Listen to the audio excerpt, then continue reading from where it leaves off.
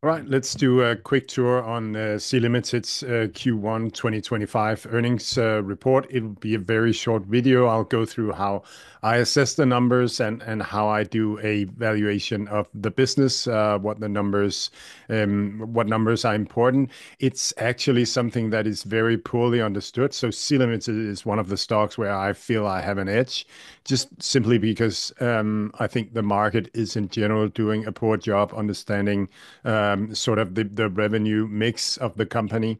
So let me go through it.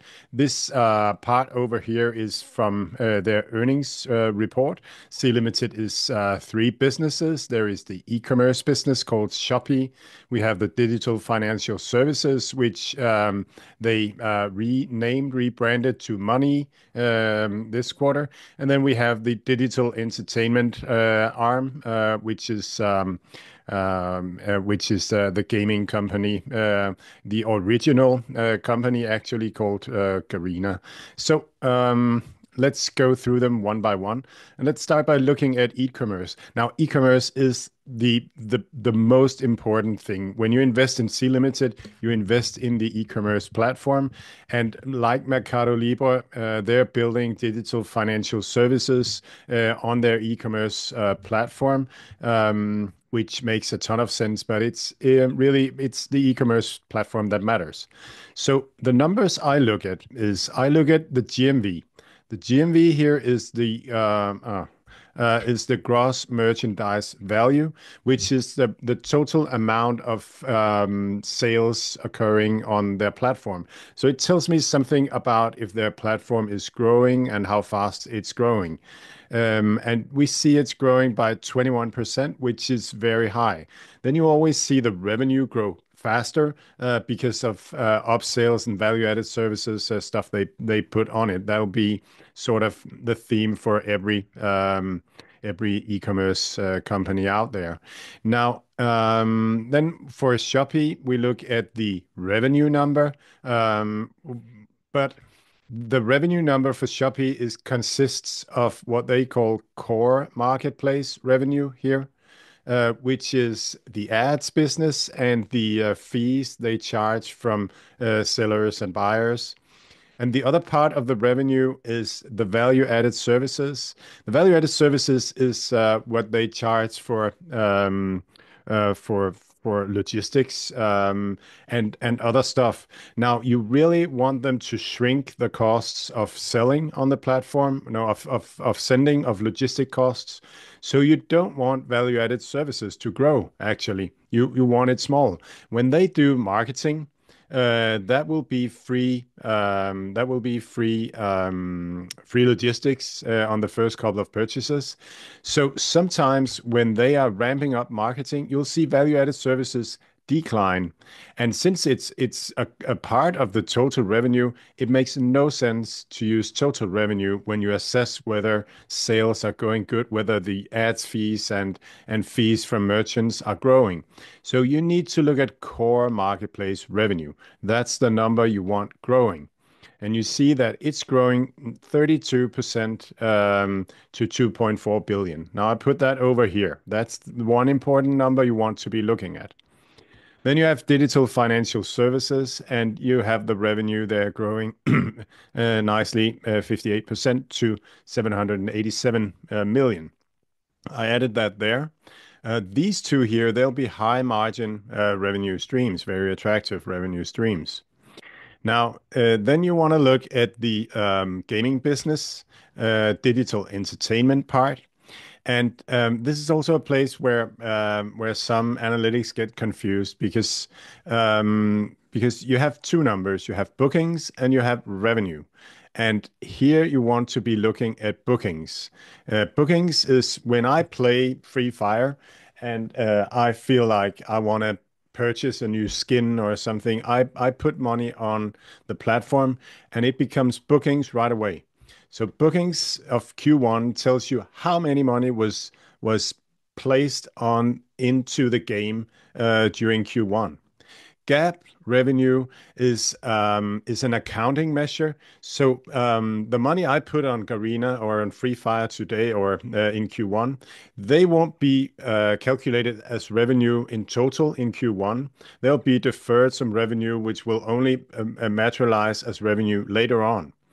So when Garena is really being when Garena is successful, you'll see it in the bookings, and you'll see a tail of revenue coming in.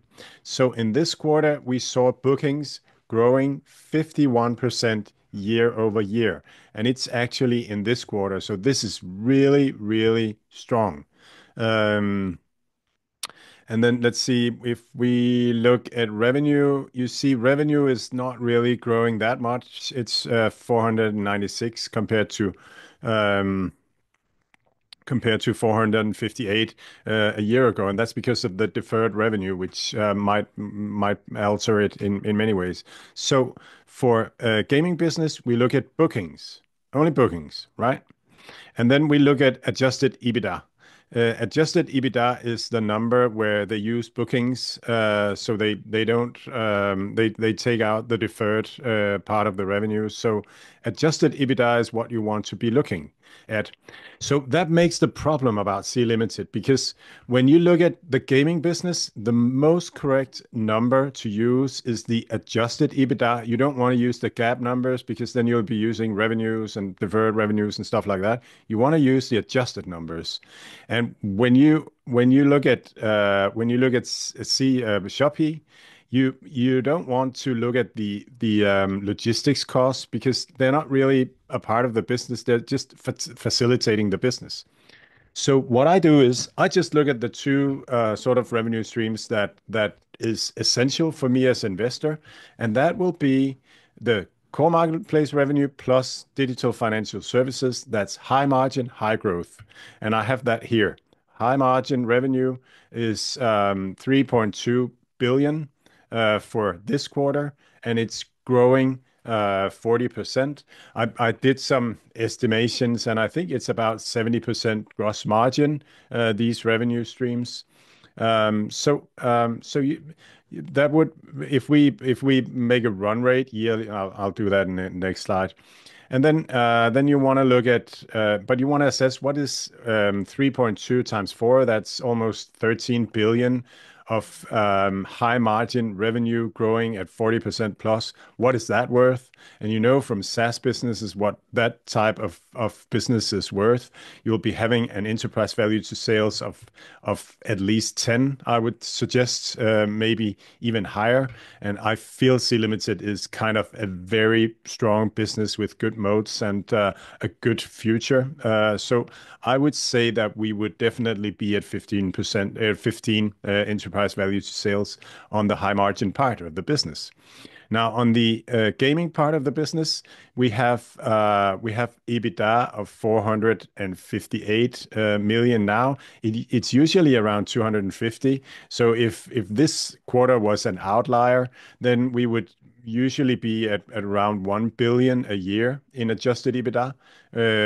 But if this is the new norm, then we'll be closer to 2 billion. And a gaming company is oftentimes valued at 12 times EV/EBITDA. So we could look at something like 20 to 12 to 24 billion worth for the digital entertainment company. And then we have this part here, which was 13 billion, and we could value that at 10 to 20, a multiple of 10 to 20. So that would be something like 130 billion to 260 billion for the high margin part of the revenues, and 12 to 24 billion for the gaming biz. Then you have cash. I think it's around 8 billion. I haven't looked it up this time. So in aggregate, you'll have some of the parts of 40 billion to 280 billion, something like that. And right now, enterprise value is around 80 billion, maybe 90 billion after today. So I would say you get a discount of something like 50 to 200, maybe a little more. No, yeah. It could be worth twice as much as it's worth right now. Just to say it, yeah. So things are good at sea, and yeah, looking really attractive still.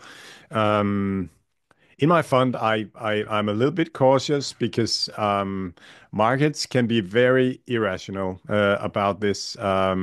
They smash all the numbers together, and they focus a lot on the margin that can be collected on the entire business, and don't segregate it out into the different businesses. So I don't think market is doing a good job on Sea Limited. So you need to be very cautious. Even though you think it's cheap, it could still fall like 30% or something like that, because market don't see the same value as you do. But you can follow us for more analysis on eToro. We have a partner portfolio at eToro, NDI Future Tech. We post a lot of analysis there. You can look them up.